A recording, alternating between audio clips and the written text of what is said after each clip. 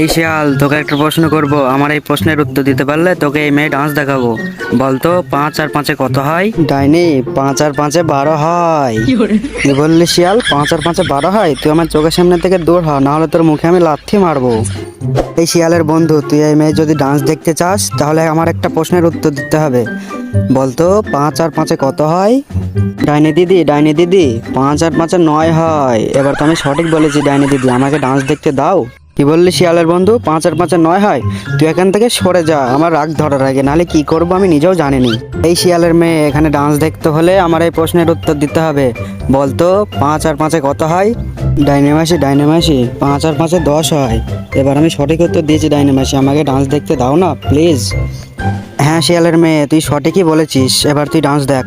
চায়া থাকস কেন কি কবি ক, তুই কইলেই তো আমি কমোহ ও